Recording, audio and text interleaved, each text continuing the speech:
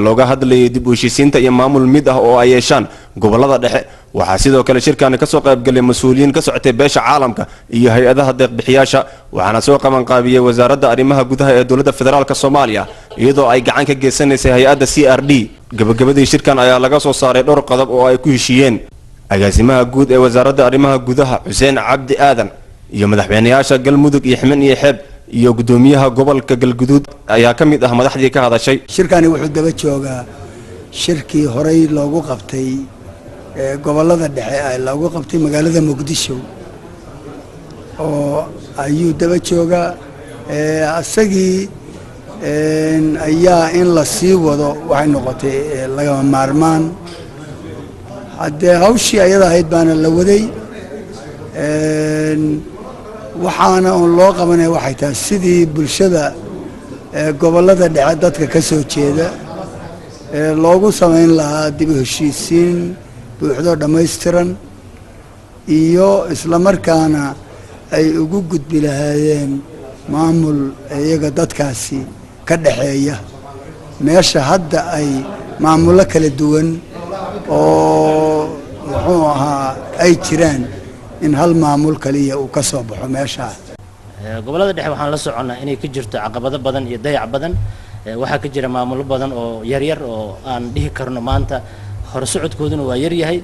wax qabadkoodana maanta waxa looga fadhiyaa inay wax weyn oo ummadda Soomaaliyeed wax u qabta ay ka soo baxaan waxa Ilaahay mahadiisa maanta inay wax noo qabsoomeen meeshii la rabay aan gaarin laakiin aan bal stepkii ugu horeeyay hore u qaadnay ma aha in qof wax dhumiyo qofna wax helo laakiin waxa muhiim ah horta ma aan table-ka anagoo nabada waxna ku heshiinay aan ku kala tagno taas ay Ilaahay mahadiisa maanta aan ku kala tagnay waxaan rabnaa steebyada kale oo noo dhiman hadii aan la idmo inaan gudaha wadanka ku noqono maamulkii wax u dhisan yihiin oo sida anagoo kale Galmudug oo kale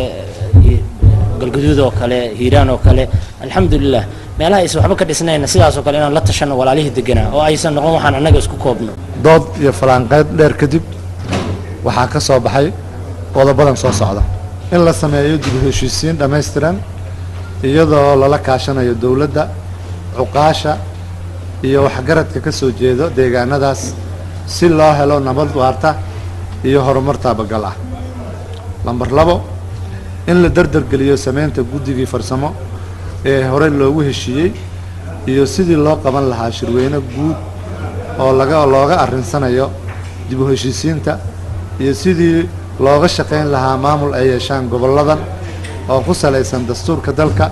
iyo shuruucda federaalka ah waxaan ugu baaqaynaa dawladda federaaliga Soomaaliya iyo bulshada caalamkaba inay ka gacan siiyaan horumarka iyo soo kabashada deegaanada shirkan ka soo qayb galay aad iyo aad ugu faraxsanahay waxaan isleeyahay wuxuu ahaa shir aad iyo aad laga maarmaan oo ah muhiim u ah